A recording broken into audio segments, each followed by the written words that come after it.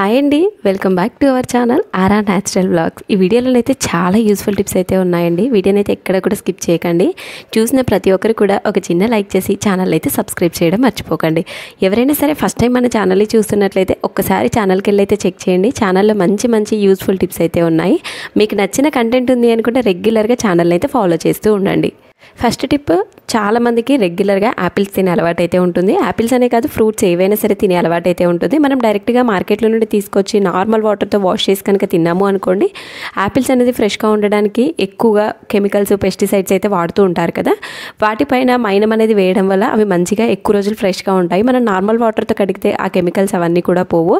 వీడియోలో చూపించినట్టుగా క్లీన్ చేసుకున్న తర్వాత తినండి, మంచిగా ఎలాంటి హెల్త్ ఇష్యూస్ అనేది కూడా రావు.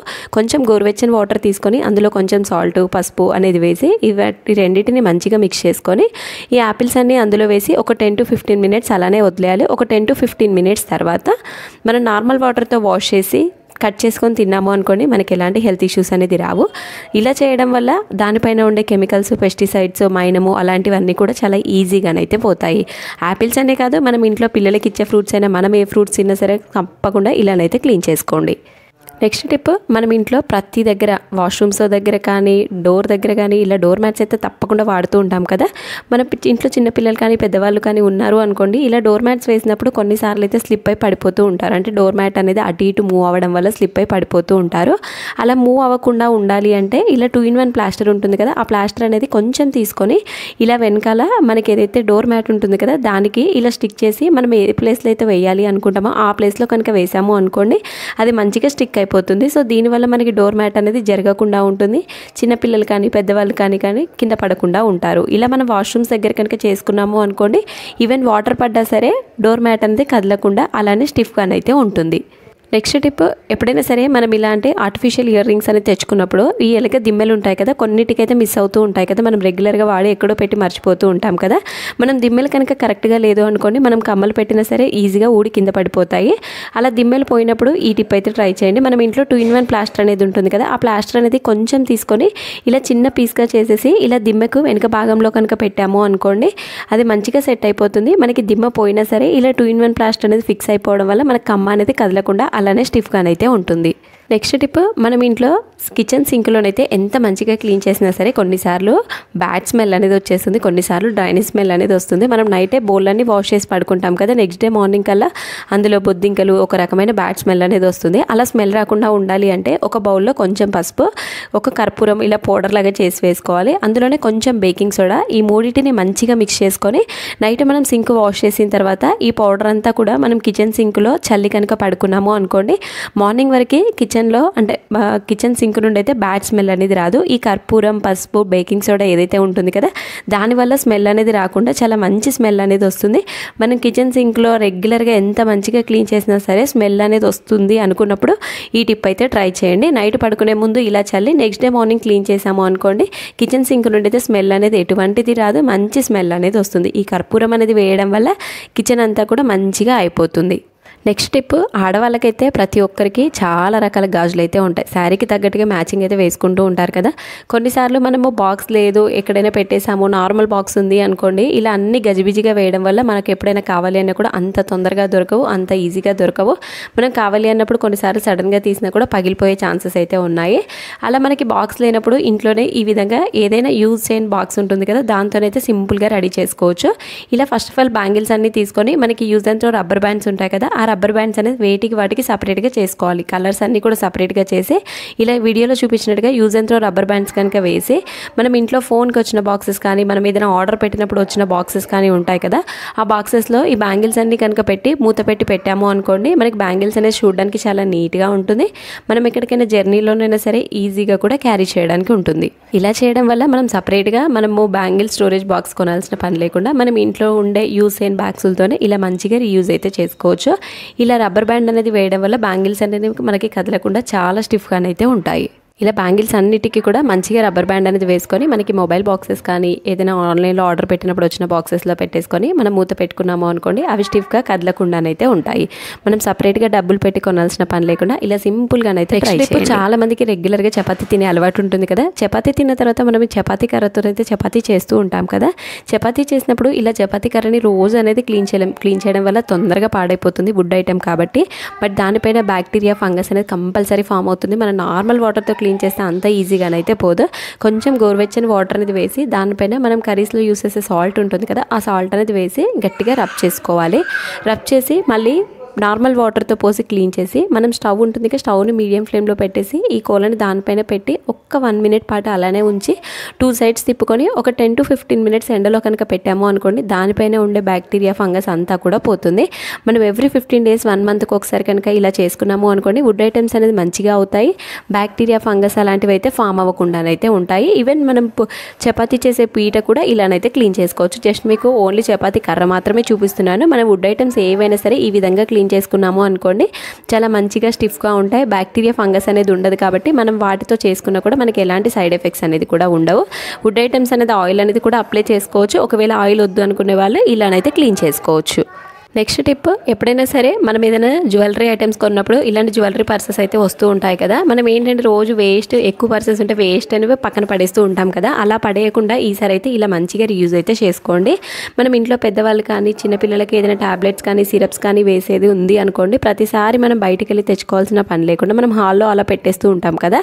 అలా పెట్టాల్సిన పని లేకుండా ఇలా ఒక పర్స్లో పెట్టేసుకొని దానికి 2-in-1 ప్లాస్టర్ అనేది వేసుకొని ఈ మనీ పర్స్ని మన పడుకునే బెడ్ ఉంటుంది కదా, ఆ బెడ్కి కనుక స్టిక్ చేసి పెట్టుకున్నాము అనుకోండి, మనకి ఈజీగా గుర్తుండిపోతుంది. ఇలా చేయడం వల్ల మనం టాబ్లెట్ వేసుకునేది మర్చిపోము, అలాగే మనకి ఈజీగా గుర్తుండిపోతుంది. మనకి ఎక్కడో పెట్టి వెతుక్కోవాల్సిన పని లేకుండా సింపుల్గా మనం ఇలా పడుకునేటప్పుడు పిన్స్ కానీ, మొబైల్ ఫోన్స్ కానీ, చార్జర్స్ కానీ, హెడ్సెట్స్ కానీ ఏవైనా సరే ఈ పర్స్లో వేసి అయితే పడుకోవచ్చు. మనం కింద పెట్టాల్సిన పని లేకుండా ఈ విధంగానైతే స్టిప్ చేసుకోవచ్చు. నెక్స్ట్ టిప్, సమ్మర్లో మనం ఎక్కువగా వాటర్ బాటిల్స్ అయితే వాడుతూ ఉంటాము. సమ్మర్ స్టార్ట్ అవ్వగానే వాటర్ అనేది ఎక్కువగా తాగుతూ ఉంటాం కదా. మనం స్టీల్ వాటర్ బాటిల్స్ కానీ, ప్లాస్టిక్ వాటర్ బాటిల్స్ కానీ నార్మల్ వాటర్తో వాష్ చేసాము అనుకోండి, అందులో ఒక రకమైన స్మెల్ అనేది వస్తుంది. సో అలా స్మెల్ రాకుండా ఉండాలి, మంచిగా క్లీన్ చేసుకోవాలి అంటే మనం ఇంట్లో యూస్ చేసే చపాతీ కర్ర ఇట్లాంటి వుడ్ ఐటమ్స్ ఏదైతే ఉంటాయి కదా, దానికి ఒక స్క్రబ్బర్ అనేది పెట్టేసి ఒక రబ్బర్ బ్యాండ్ అనేది వేసి మనం ఇలా కనుక వాటర్ బాటిల్లో పెట్టి క్లీన్ చేసుకున్నాము అనుకోండి, అడుగున ఏదైనా డస్ట్ ఏదైనా ఉన్నా సరే సింపుల్గానైతే పోతుంది. మనము అంత లోపలికి చేయి పెట్టి క్లీన్ చేయలేము కాబట్టి ఎప్పుడైనా సరే ఇలా వాటర్ క్యాన్స్ కానీ, వాటర్ బాటిల్స్ కానీ ఈ విధంగా కనుక క్లీన్ చేసుకున్నాము అనుకోండి, అడుగు వరకు క్లీన్ అవుతుంది కాబట్టి ఏదైనా బ్యాక్టీరియా, ఫంగస్ అలాంటిది ఏదైనా ఫామ్ అయినా సరే చాలా సింపుల్గానైతే వదిలిపోతుంది. మనం ఎలాంటి వాటర్ బాటిల్స్ అయినా సరే ఇలా సింపుల్గానైతే క్లీన్ చేసుకోవచ్చు. నెక్స్ట్ టిప్, ఎప్పుడైనా సరే మనం ఇలా సోప్ బాక్సెస్లో డైరెక్ట్ సోప్ అనేది పెట్టాము అనుకోండి, అందులో వాటర్ అనేది పడేసి మొత్తం కూడా సోప్ అనేది నానిపోతుంది. మనకి 1 month వచ్చే సోప్ కూడా 1 week అయితే రాదు. మనం డైరెక్ట్ దానిపైన పెట్టడం వల్ల వాటర్ అనేది కింద పడిపోకుండా ఆ సోప్ బాక్స్లోనే ఉండిపోతుంది. సోప్ అనేది తొందరగా నానిపోతుంది. అలా మన వాటర్ అనేది వెంటనే కిందికి పోవాలి అంటే ఈ టిప్ అయితే ట్రై చేయండి. మనం సోప్ అనేది డైరెక్ట్గా పెట్టాల్సిన పని లేకుండా మనకి use and throw rubber bands అనేది ఉంటాయి కదా, ఆ రబ్బర్ బ్యాండ్స్ అనేది ఒక 2 తీసుకొని వీడియోలో చూపించినట్టుగా సోప్ బాక్స్ పైన వేసి దానిపైన కనుక సోప్ పెట్టాము అనుకోండి, ఏదైనా వాటర్ పడ్డా సరే డైరెక్ట్గా వాటర్ అనేది కింద నుండి వెళ్ళిపోతుంది. సో దీనివల్ల సోప్ అనేది ఎక్కువ రోజులు అనేది వస్తుంది, పోకుండానైతే ఉంటుంది. నెక్స్ట్ టిప్, ఎప్పుడైనా సరే మనకి శారీ పెట్టికోట్స్కి కానీ, పాయింట్స్కి కానీ ఇలా నాడాలైతే ఉంటాయి కదా. మనం ఎప్పుడైనా ఎమర్జెన్సీగా బయటికి వెళ్ళాలి, ఏదైనా ఫంక్షన్కి, అకేషన్కి వెళ్ళాలి అనుకున్నప్పుడు ఇలా నాడ పెట్టుకోవాలి అంటే మినిమం ఒక 5 to 10 minutes టైం అయితే పడుతుంది. చాలామంది సేఫ్టీ పిన్తో కానీ, లేదు అంటే పిన్నీస్తో, లేదు అంటే మనకి నార్మల్గా సూది ఉంటుంది దాంతోనైతే పెడుతూ ఉంటారు. అలా పెట్టాల్సిన అవసరం లేకుండా ఈ సింపుల్ టిప్ అయితే ట్రై చేయండి. మనం ఇంట్లో పెన్స్ ఉంటాయి కదా, ఆ పెన్స్ అనేది క్యాప్ ఉంటుంది కదా, క్యాప్ పై భాగాన ఈ ఏదైతే నాడ ఉంటుంది కదా, ఆ నాడని అందులో పెట్టి మనం వీడియోలో చూపించినట్టుగా గట్టిగా కనుక లాగామో అనుకోండి, జస్ట్ 30 secondsలోనే అంతా నాడ అనేది ఈజీగానైతే పెట్టుకోవచ్చు. ఇలా చేయడం వల్ల మనకి సింపుల్గా నాడ అనేది ఎక్కిపోతుంది, మన టైం అనేది కూడా సేవ్ అయిపోతుంది. ఇలా మనం శారీ పెట్టికోట్స్కి అలాగే డ్రెస్సెస్కి ఏదైనా సరే సింపుల్గానైతే నాడ అనేది ఎక్కించుకోవచ్చు. నెక్స్ట్ టిప్, ఎప్పుడైనా ఫంక్షన్స్ కానీ అకేషన్స్ పూజలు చేసినప్పుడు ఇలా కొబ్బరికాయని అయితే కొడుతూ ఉంటాం కదా, మనకి పచ్చి కొబ్బరి అనేది ఒక 2-3 రోజులు ఉండగానే దానిపైన బ్యాక్టీరియా ఫంగస్ అనేది ఫామ్ అయిపోయి కలర్ అనేది చేంజ్ అయిపోతుంది. మనకి అలా కలర్ అనేది చేంజ్ అవ్వకుండా ఒక 1 వీక్ 10 డేస్ వరకు ఫ్రెష్గా ఉండాలి, ఫ్రిడ్జ్లో పెట్టకున్నా సరే అంటే ఈ టిప్ అయితే ట్రై చేయండి. ఫస్ట్ ఆఫ్ ఆల్ మనం ఏంటంటే కొబ్బరి అనేది మనం కొట్టిన తర్వాత ఒక 1 డే బయట ఉన్నా సరే నీట్గా కడుక్కోవాలి. అంటే వాటర్తో నీట్గా వాష్ చేసి అందులో కొంచెం కోకోనట్ ఆయిల్ ఉంటుంది కదా, ఆ కోకోనట్ ఆయిల్ అనేది వేసి వీడియోలో చూపించినట్టుగా మొత్తం కూడా అప్లై చేసుకోవాలి. ఇలా అప్లై చేసి మనం ఫ్రిడ్జ్లో పెట్టకపోయినా సరే ఈవెన్ బయట ఉన్నా సరే మనకి 10 to 15 డేస్ వరకు అయితే ఫ్రెష్గా ఉంటుంది. చాలామంది ఫ్రిడ్జ్లో పెడతారు, ఫ్రిడ్జ్లో పెట్టుకుంటే మాత్రం ఇంకెక్కువ రోజులు అయితే ఫ్రెష్గానైతే ఉంటుంది.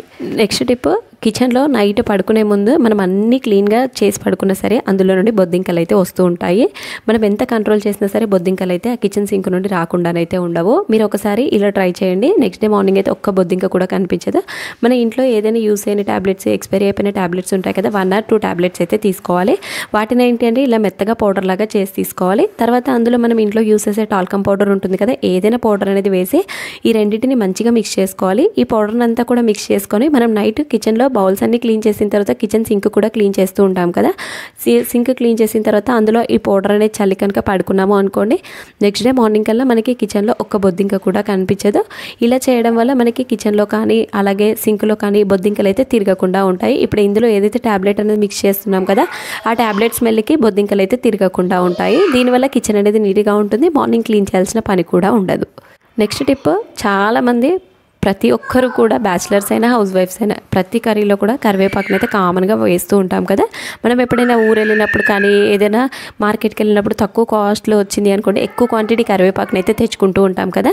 మనకి ఫ్రిడ్జ్లో పెడితే తొందరగా ఒక 1 వీక్ or 10 డేస్కే నల్లబడిపోతుంది. మనకి ఆ నల్లబడకుండా ఒక 2 months or 3 months వరకు ఫ్రెష్గా ఉండాలి అంటే మనం ఇంట్లో యూస్ చేసే కుకింగ్ ఆయిల్ అనేది ఉంటుంది కదా, ఆ కుకింగ్ ఆయిల్ అనేది ఇలా బౌల్లో వేసి స్టవ్ పైన ఒక్క 30 seconds పాటు హీట్ చేసుకోవాలి.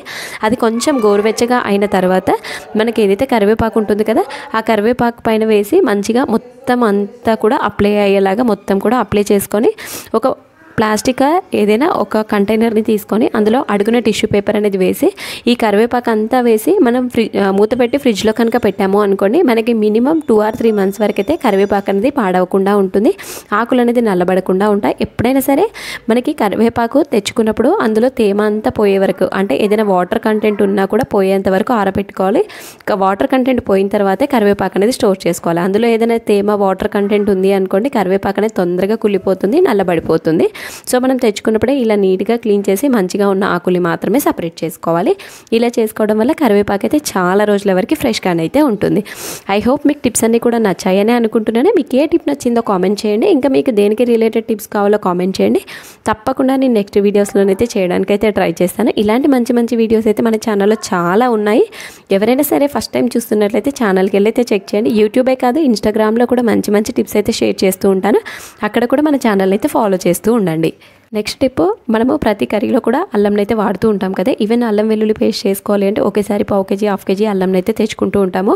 మనం చేసుకున్న తర్వాత కొంచెం క్వాంటిటీ మిగిలిపోయింది, టీలోకి వాడుకోవాలి అనుకున్నప్పుడు మనం డైరెక్ట్ కవర్లో పెట్టి ఫ్రిడ్జ్లో పెట్టడం వల్ల అందులో ఉండే వాటర్ కంటెంట్ అంతా పోయి గట్టి పడిపోతుంది, ఎండిపోయినట్టు అయిపోతుంది.